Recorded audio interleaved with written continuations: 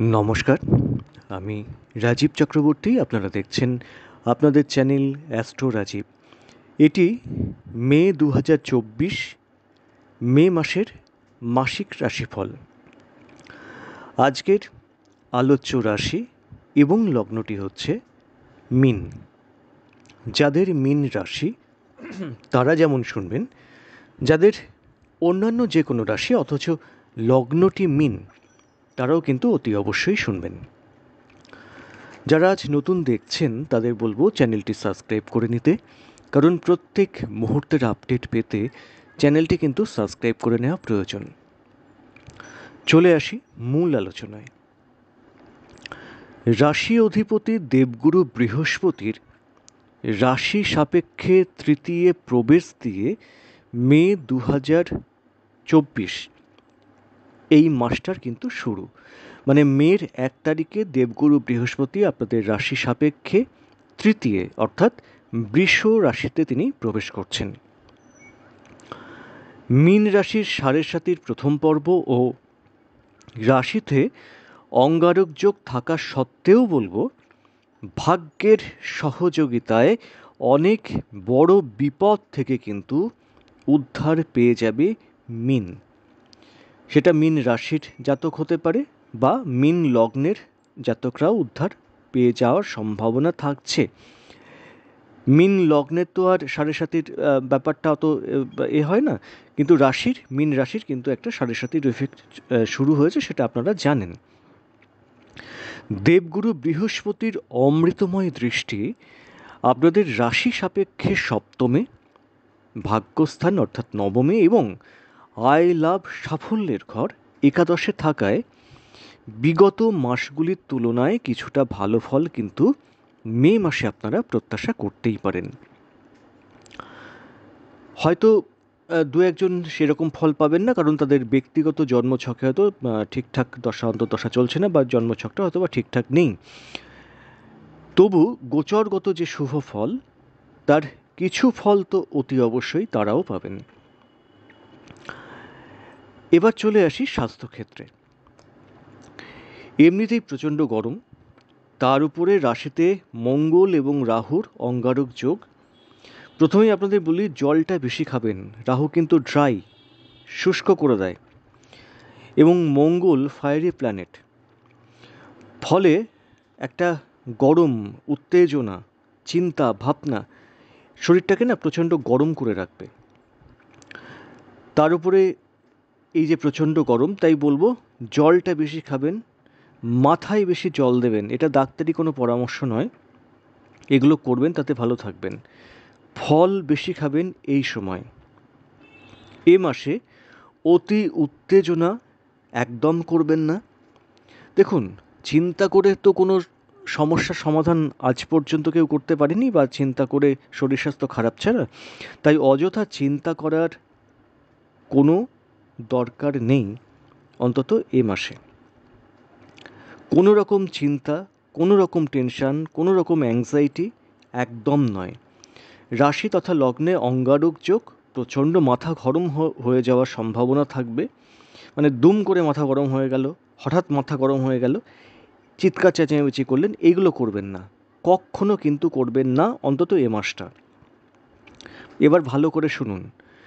চোট আঘাত থেকে সাবধান থাকবেন। ঘুমের সমস্যা থাকবে, সেটা নিয়ে অত উত্তেজনার কোনো কারণ নেই।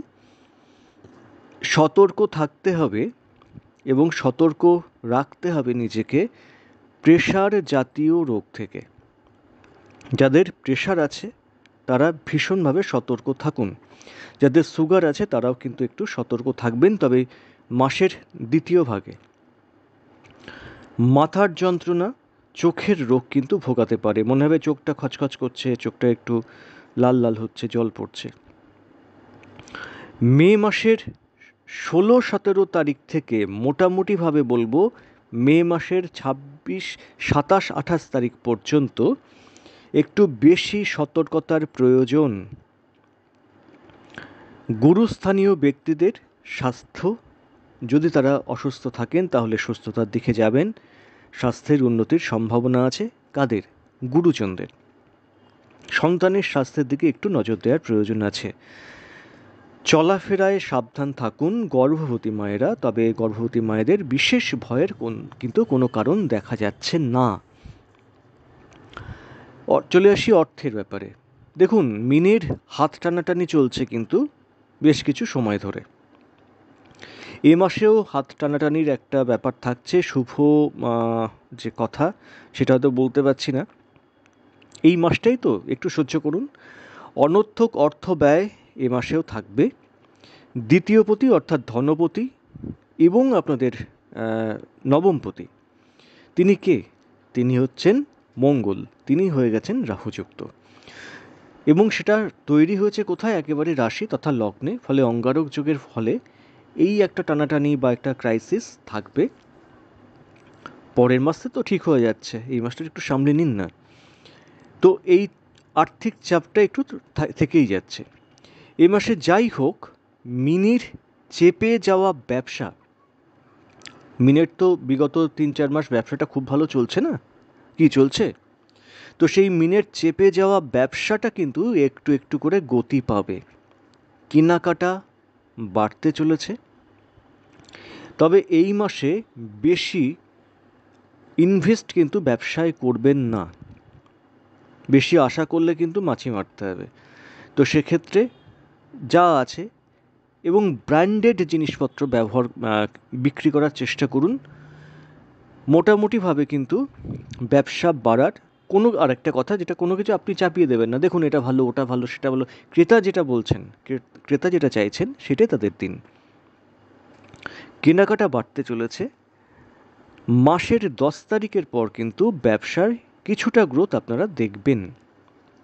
চাকরি ক্ষেত্রে অবস্থা যাদের একটু গণ্ডগোল চলছে, অনেক মিনেরই চাকরি ক্ষেত্র ঠিকঠাক নেই বা একটু চাপে আছেন, তাদের মোটামুটি মাসের 15 তারিখের পর কিছুটা অনুকূল আশা করতে পারেন।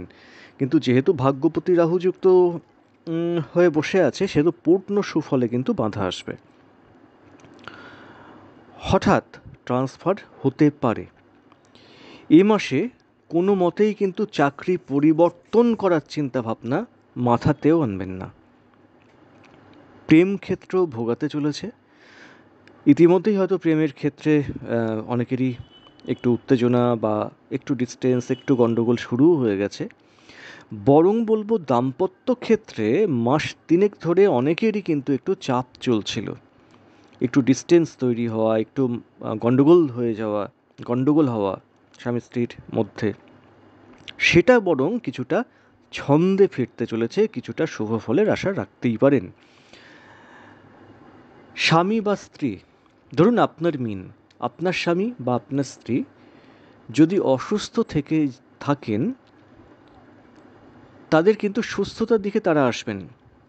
অনেকের এমনও হয়েছে, কি ঠিক রোগটা হয়েছে সেটা কিন্তু আইডেন্টিফাই করা যাচ্ছিল না। আজ এটা পরীক্ষা, কাল ওটা পরীক্ষা, তাতেও যেন সঠিক যে রোগ সেটা কিন্তু আইডেন্টিফিকেশন করতে অসুবিধা হচ্ছিল। এইবার কিন্তু আপনারা ঠিকঠাক আইডেন্টিফিকেশন করতে পারবেন এবং সঠিক চিকিৎসার মাধ্যমে ধীরে ধীরে উন্নতির দিকে যাবেন। এ মাসটা আইনি ক্ষেত্রে একটু সামলে চলতে হবে। স্থাবর সম্পত্তি নিয়ে কোনো রকম ডিসিশন এ মাসে না নেওয়াই মঙ্গল। পরের মাস থেকে তো সময়টা সূত্রে যাচ্ছে অনেকটাই, তো তখনই নয় ভাবা যাবে। তবে আয়, লাভ, সাফল্য একটু হলেও বাড়বে। তো এবার বলবেন যে হাত টানাটানি যাবে, কিন্তু আবার আয়, লাভ, সাফল্যের কথা বলছেন বাড়বে। দেখুন, আয় বাড়লেও যে ব্যয় বাড়বে না তার গ্যারান্টি কি? আয় বাড়লে তো ব্যয়ও বাড়তে পারে, তাই না? তো সেক্ষেত্রে হাত টানাটানির একটা সম্ভাবনা থাকছে। এই যে আয়, লাভ, সাফল্য বাড়বে বলছি, এবং তার গতিটা আরও আগামী মাস থেকে বেশি করে বুঝতে পারবেন যেটা বলছি, তার সূচনাটা কিন্তু হয়ে যাচ্ছে এ মাস থেকেই। চলে আসি বিদ্যাক্ষেত্রে। বিদ্যাক্ষেত্রে বিশেষত উচ্চ বিদ্যার ক্ষেত্রে বাধা বা অসহযোগিতা যেটা আসছিল, সেটা কিন্তু কাটতে চলেছে এ মাস থেকেই, যার সূচনা অলরেডি এ মাস থেকেই শুরু হয়ে যাচ্ছে। উচ্চবিদ্যা ক্ষেত্র শুভ ফল আপনারা ধীরে ধীরে নিশ্চয়ই পাবেন। নিম্নবিদ্যাও কিন্তু মন্দ নয়। অনেকের এই সময় লেখাপড়াটা না বন্ধ হয়ে গিয়েছিল, তাদের কিন্তু আবার লেখাপড়ার মধ্যে তারা ঢুকবেন, নিম্নবিদ্যা বলতে উচ্চ মাধ্যমিক পর্যন্ত। অনেকেই কিন্তু লেখাপড়াটা থেকে বিচ্ছিন্ন হয়ে গেছিলেন, আবার তাদের লেখাপড়ার মধ্যে একটা গতি আসবে, তারা লেখাপড়ার মধ্যে ঢুকবেন এবং নিশ্চিতভাবে অগ্রগতি করবেন। তো এই ছিল মোটামুটি মীন রাশির বা মীন লগ্নের মে 2024 কেমন যেতে পারে সে সম্পর্কে একটা আগাম আভাস। আজ এ পর্যন্তই। নমস্কার।